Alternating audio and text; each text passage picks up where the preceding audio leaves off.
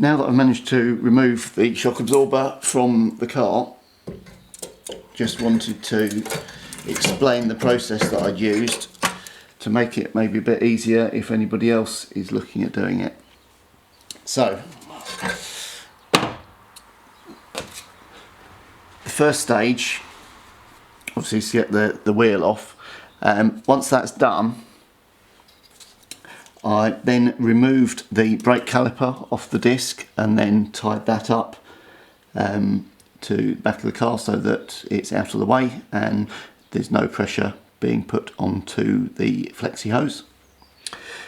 Then we need to remove the what they call the tuning fork part of the lower arm.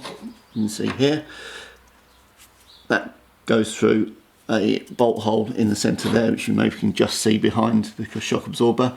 Obviously, all this time when you're doing this, you still have the shock absorber coming in through the mount point here. Once that's off, there is a drop link. This is the new one. You need to undo the small end which connects to the anti-roll bar, just down here, and the long end goes through the back of the hub, and that's what holds the shock absorber in place. Now this is the one that normally will corrode in place, so this is the one that is really difficult to get out. So what I've found, the way to remove this, is if you get a ball joint splitter and break off the ball joint at the end. It does mean that you'll need to use a new drop link, but these needed to be replaced anyway because they were the original ones on the car. Inside the drop link is a ball joint. As you can see, it's moving. So once you've used the ball joint splitter to remove the end off here, then you may want to use an angle grinder or a hacksaw just to remove the ball joint, the ball, off the end. This is the bolt once it's been removed. You can see that would be where the ball joint would be, and just used angle grinder, which then meant that you can, once this is removed, you can just get a normal socket onto that nut to be able to turn. You can also then see there the level of corrosion that was on there. This is obviously after it's been cleaned up, but that had seriously corroded into the hub. And you can then get a socket onto that to try to turn the bolt, and basically keep feeding in WD-40 penetrating oil to be able to help turn that. I then used an impact gun on that once the nut was off the other end to start to turn it, and eventually it did start to go.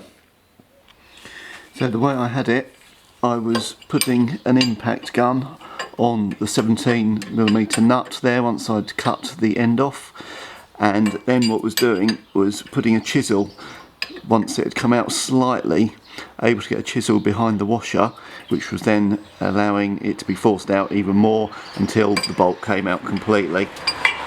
And it does eventually come, but it is very stiff. What I was also doing was the back of where the shock absorber is on, held in place, there is a mounting bracket, and by hammering that and turning it, it meant that the shock absorber was no longer held in place because that mounting bracket goes in this slot here. You can bend that out so that the shock absorber would turn within the hub, and by then undoing the top mount, you may be able to lift out the shock absorber from the hub, which will then give you more access again for getting the bolt out of the back. So that was my technique. Tried it on one side and it took me a long time to work out the best way to do it. On the other side, we managed to get it done in about an hour. hour and a half. So it was still quite a long process, but we got it a lot faster having tried the technique on the other side. So I'm now getting to the point of putting everything back together.